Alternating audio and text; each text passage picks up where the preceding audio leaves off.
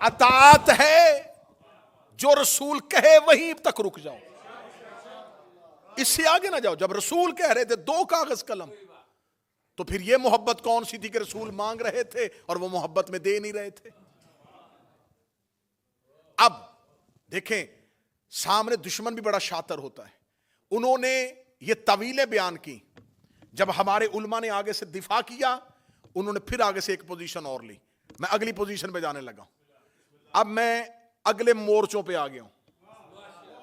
اب اگلے مورچے پہ حملہ ہم پہ کیا ہوا؟ اچھا آپ شیعوں کو بڑی تکلیف ہوئی کہ نہیں دیا انہوں نے کاغذ قلم، تو علی دے دیتے،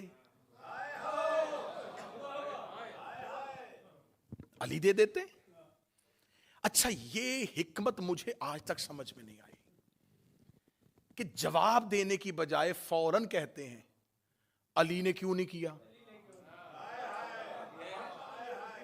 علی نے تلوار کیوں نہیں اٹھائی، علی نے یہ کام کیوں نہیں کیا، علی نے یہ کام کیوں نہیں کیا۔ اچھا چلے آئیں، کہتے ہیں جی کہ اس وقت ایک ترک ہے بخاری کا جس میں اس نے لکھا ہے کہ اس وقت حجرے میں صحابہ اور اہل بیت، لیکن جو ہمارے محدثین نے بتایا انہوں نے کہا وہ اہل بیت سے مراد اہل کساں نہیں، بلکہ اہل بیت سے مراد جو گھر میں لوگ رہتے تھے وہ اس وقت حجرے میں موجود تھے، ان میں ازواج بھی ہو سکتی ہیں، اور نبی کی 2 بیویوں کا وہاں پر ہونا اس حدیث میں ظاہر ہو رہا ہے، کیونکہ اس کی اگلی روایت جو ہے اس کے آگے جو چلتی ہے اس میں بیان ہو رہا ہے ان 2 نبی کی بیویوں کا وہاں پر موجود ہونا۔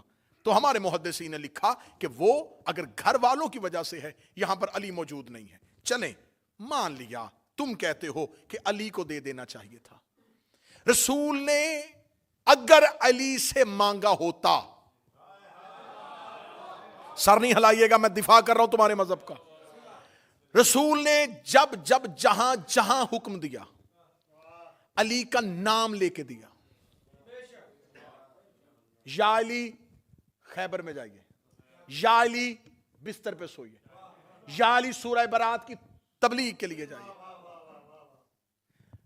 رسول جب بھی حکم علی کو دیتے تھے تو مخاطب کر کے دیتے تھے۔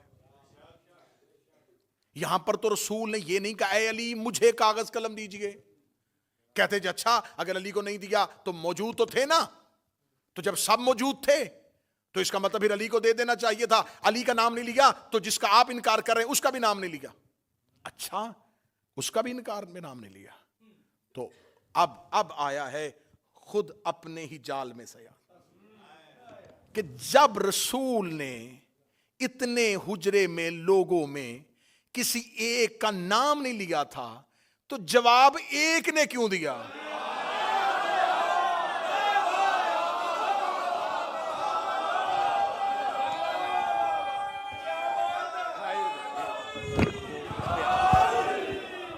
جواب ایک نے کیوں؟ معذرت،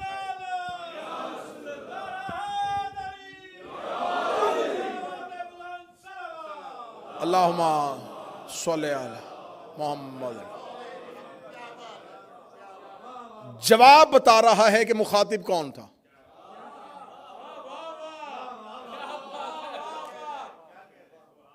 تو انہوں نے تو بول کے خود ثابت کر دیا، جب اتنے لوگ موجود تھے سارے چپ تھے، تو جب ان کا نام ہی نہیں لیا، تو جب علی چپ تھے تو وہ بھی چپ رہتے۔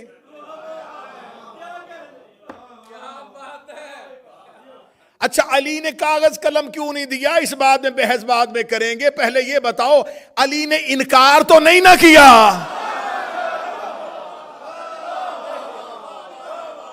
مولا علی نے معاذ اللہ نبی پہ ہذیان کی تہمت تو نہیں لگائی، تو یہ انکار کیوں کیا گیا؟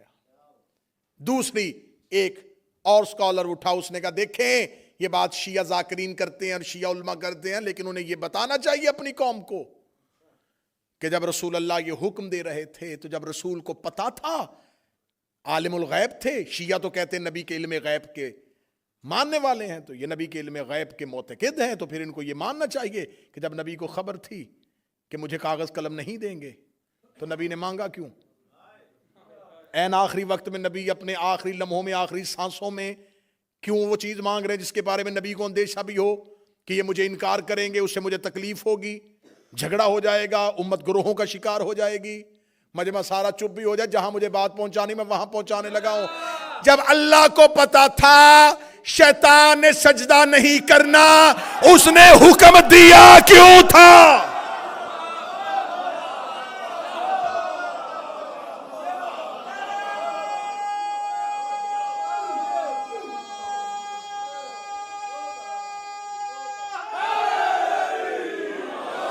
ہم نبی کے علم غیب میں بعد میں آئیں گے کہ نبی کا علم غیب جو ہے وہ کوئی فرقہ مانتا ہے، کوئی فرقہ نہیں مانتا، لیکن اللہ کو عالم الغیب ہر لا الہ الا اللہ پڑھنے والا مانتا ہے کہ اللہ غیب کا عالم ہے، اللہ غیب کا علم رکھنے والا ہے، وہ غیب کے سارے پردوں سے واقف ہے، وہ غیب سے سارے رازوں سے واقف ہے۔ جب اللہ کو پتا تھا کہ فرشتوں کی محفل میں ایک ایسا بیٹھا ہے جس نے انکار کر دینا ہے، تو اللہ نے سجدے کا حکم کیوں دیا تھا؟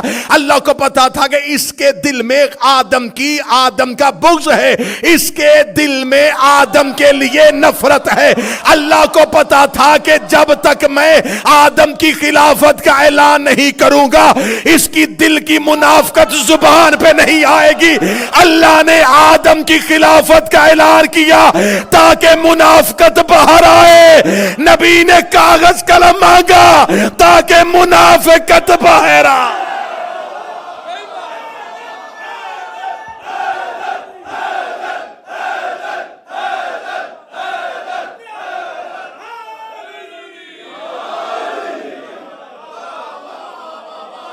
کیوں اللہ نے حکم دیا؟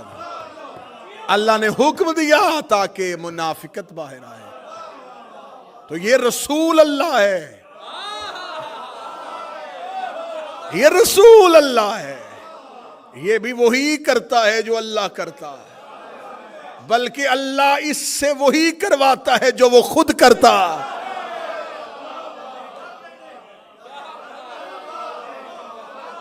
اللہ نے کیا تھا تاکہ منافقت باہر آئے، نبی نے بھی کیا تاکہ منافقت باہر آئے۔ اللہ سجدے کا حکم نہ دیتا، حسینیہ بریڈ فورڈ گرد و نواح والو، برطانیہ والو، جملہ بہت مشکل سے قبول ہونے والا لیکن کرنا۔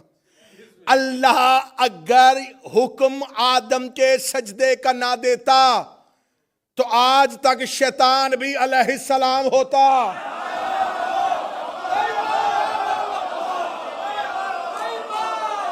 مجمع خاموش ہو گیا، میں جملہ کہہ گیا، کیونکہ وہ علیہ السلاموں میں رہتا تھا۔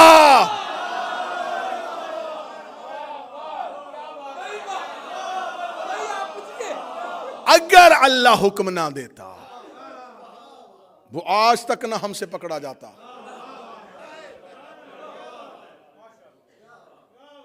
اللہ نے حکم دیا تاکہ علیہ السلاموں میں ایک لعنت اللہ باہر آئے۔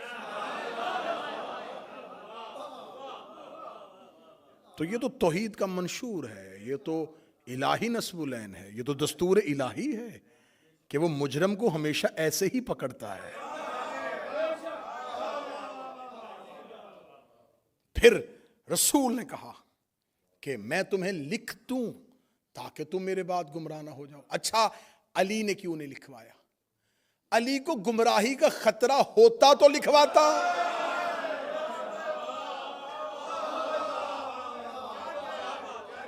لکھوا لیتے علی، تم لکھو قرآن کی حاشیے میں کہ علی کو گمراہی کا اندیشہ تھا۔ علی تو معصوم ہے۔ تو رسول نے ساتھ ہی کہا تھا کہ وہ لکھوائے جس نے بعد میں گمراہ ہونا ہے۔ سر نہ ہلانا، زبان سے بولنا، میں محنت کر کے پڑھ رہا ہوں، تم علی کی بات کرتے ہو۔ سلمان نے بھی نہیں لکھوایا، عمار نے بھی نہیں لکھوایا، مقداد نے بھی نہیں لکھوایا۔ جب ڈاکٹر نسخہ لکھتا ہے تو بیمار ہاتھ آگے کرتا ہے۔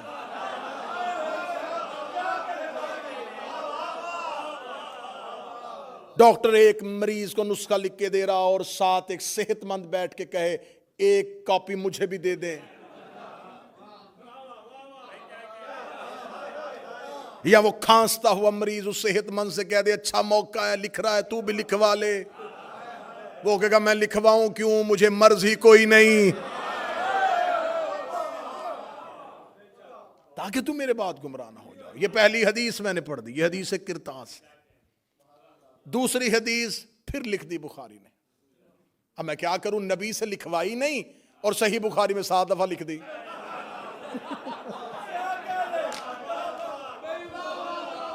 نبی سے قبلہ ترابی صاحب نبی سے ایک بار نہیں لکھوائی.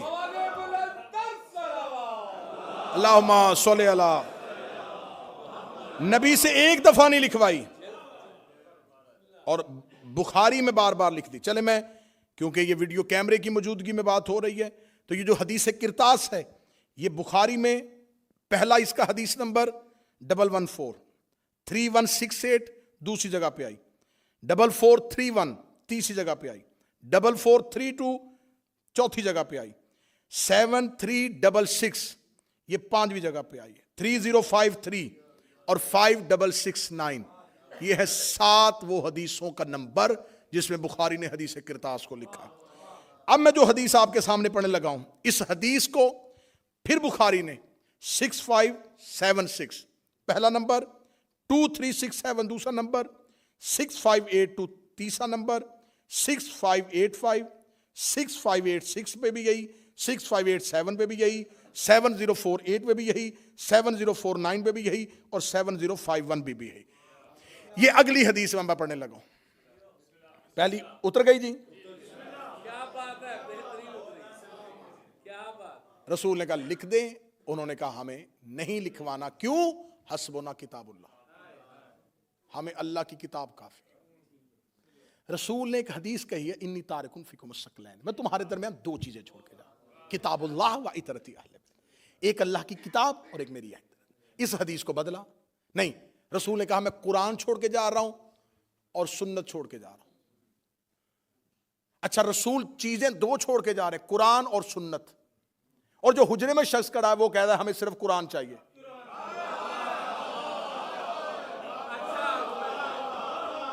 اب تم نے حدیث تم نے بدلی, ہم نے نہیں بدلی. حدیث تم نے بدلی ہے, اب تمہاری بدلی حدیث تمہارے گلے میں آنے لگی ہے. تم نے کہا نبی 2 چیزیں چھوڑ کے گئے, ایک قرآن اور ایک سنت. یہ حدیث بھی تمہاری ہے اور جو حجرے میں بول رہا ہے وہ بھی تمہارا ہے. وہ کہہ رہا ہے ہمیں صرف قرآن چاہیے. اب سر نہیں, مجھے مجمع کی زبان سے تائی چاہیے. جب اس نے کہہ دیا تھا ہمیں صرف قرآن کافی ہے, تو تمہارا فرقہ اہل قرآن ہونا چاہیے تھا, اہل سنت نہیں ہونا چاہیے.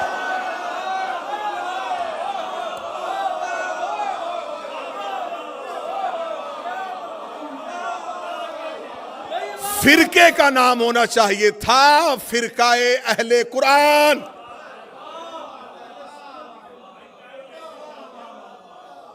کیونکہ صرف قرآن کافی ہے, ہمیں صرف قرآن کافی ہے. پھر آج میرا اہل سنت بھائی جو اس مجمع میں موجود ہے یا جو جہاں جہاں سنے گا, آج کے بعد یا اس شخص کو ماننا یا حدیث ماننا. 2 نمبری مذہب میں تو نہ کرو کہ اسے بھی مانو جو کہہ رہا ہے کہ قرآن کافی ہے, پھر بعد میں حدیث کو بھی مانو. اگر حدیثیں پڑھنی ہیں تو پھر اسے چھوڑو. اگر اس کی فرما برداری کرنی ہے, اسے ماننا ہے, اس پر یقین رکھنا ہے, پھر احادیث کا انکار کرو. کیونکہ اس نے مجمع عام میں کہا ہے کہ حسبنا کتاب اللہ, ہمیں اللہ کی کتاب کافی ہے. دوسری حدیث میں نے پھر اس کے جو سارے نمبر نوٹ کروا دیے. یہ حدیث پھر بخاری میں آ گئی. اس حدیث کو کہا جاتا ہے عمران بھائی حدیث حوض, 2 عمران اکٹھے اور تذکرہ آل عمران کا. دوسری جگہ پہ حدیث آئی حدیث حوض. اس حدیث کے 4 ترک ہیں, 5 راوی ہیں, مختلف اسناد کے ساتھ اس کو نقل کیا گیا. اس میں لکھا گیا کہ رسول اللہ خود بیان کرتے ہیں کہ قیامت والے دن میں حوض کوثر پہ ہوں گا, یا کچھ میرے اصحاب میں سے کچھ لوگوں کو لایا جائے گا. جو ہی وہ میرے قریب آنے لگیں گے تو فرشتے ان کو حوض کوثر سے ایسے ہٹائیں گے جیسے اجنبی اونٹ کو کھیت سے نکالا جاتا ہے. وہ انہیں ہٹائیں گے, دھکے مار کے ہٹائیں گے. ایک اجنبی اونٹ, یہ عرب کی مثال ہے کہ ایک چرتا ہوا اونٹ کسی کے کھیت میں چلا جائے تو وہ پلیز کہہ کے تو نہیں اسے نکالے گا.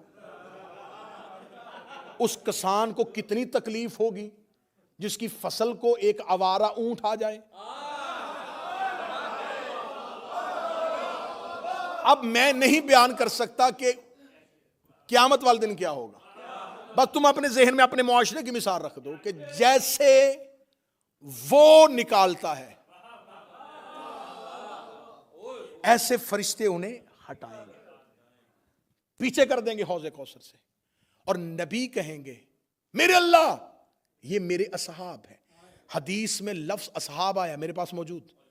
رسول کہیں گے میرے اللہ یہ میرے اصحاب ہیں. یا فرشتے کہیں گے یا رسول اللہ انہوں نے تیرے بعد تیرے دین کو بدل دیا تھا اور گمراہ ہو گئے تھے. بولو جو علی کے نوکر بیٹھے ہو، جو حسین کے عزادار بیٹھے ہو،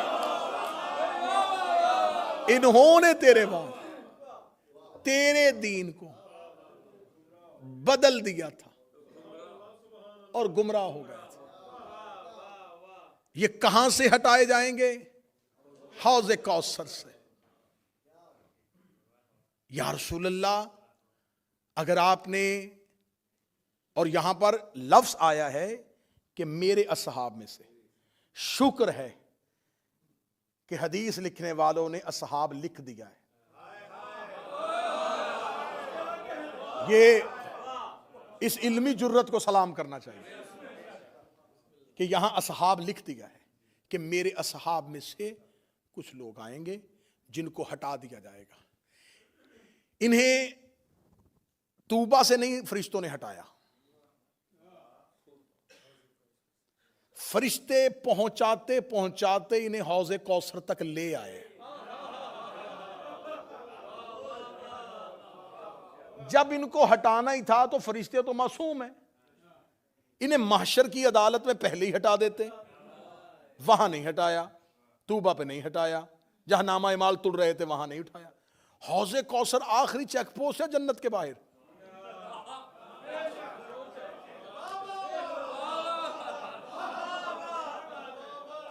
آخری چیک پوسٹ ہے، وہاں تک لے آئے. جب وہاں پہنچ گئے تو پھر آرام سے بھی نہیں ہٹایا، پھر دھکے مار کے ہٹایا. تو میرے لگر ان کو ہٹانا ہی تھا، ان کو پہلی منزل سے ہٹاتا، دوسری منزل سے ہٹاتا، تیسری منزل سے ہٹاتا، انہیں حوض کوثر تک کیوں لے کے آیا؟ نبی نے کہا تھا انی تارک فیکم الثقلین، میں تمہارے درمیان دو کراں قدر چیزیں چھوڑ کے جا رہا ہوں. ایک اللہ کی کتاب، دوسری میری اہل بیت. ان کے ساتھ متمسک رہنا، انہیں پکڑے رکھنا، یہ تمہیں حوض کوثر تک لے آئیں گے. ہائے ہائے ہائے ہائے. اس کا مطلب ہے کہ حوض کوثر تک قرآن بھی آ گیا، اہل بیت بھی آ گئے، اور یہ لوگ بھی آ گئے. جب یہ لوگ حوض کوثر میں پہنچے تو قرآن بھی وہی کھڑا تھا، اہل بیت بھی وہی کھڑے تھے. جب قرآن اور اہل بیت کو دیکھا فرشتوں نے انہیں فوراً ہٹانا شروع کر دیا. میرے لب دھکے مار کے کیوں ہٹایا؟ فرمایا اس لیے کہ اللہ قرآن میں وعدہ کر چکا ہے انما یرید اللہ لیذھب عنکم الرجس. اہل بیت اللہ تم سے ہر رجس کو دور ہٹا.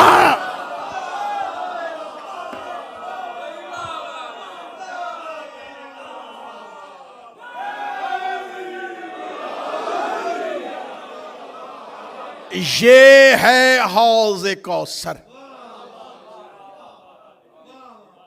اس حدیث کو کہا حدیث حوض، حوض والی حدیث. حوض کہتے ہیں تالاب کو. اس چشمے کا نام کوثر نہیں ہے. ہاں سمجھنا، یہ ہے حوض کوثر، کوثر کا چشمہ.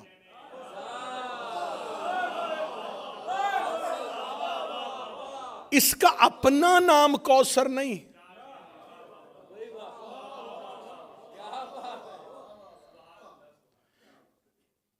یہ ہے کوثر کا چشمہ. اس کا مطلب کوثر اور ہے. چشمہ اور ہے. اگلے جملے تک مجھے عزادار ماتمی کی تائی چاہیے. فرشتے انہیں گھسیٹ کر کوثر تک لے کے آئے تھے. خدا قرآن میں کہتا ان اعطینک الکوثر، میرا محمد ہم نے تمہیں کوثر عطا کی ہے. آئمہ اہل بیت نے کہا کوثر سے مراد ہے ہماری دادی زہرا. اس کا مطلب یہ ہے زہرا کا چشمہ، یہ ہے زہرا کا چشمہ. بندے زہرا کے چشمے سے ہٹائے اس لیے گئے کہ محبت نبی کا دعویٰ کرتے تھے، دشمنی زہرا سے کرتے تھے.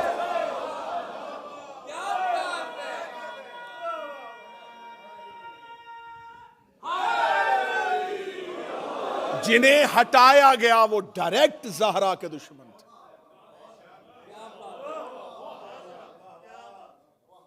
اگلی سطر بھی تمہارا ہی حق بنتا ہے اور تمہیں ہدیہ کی جائے.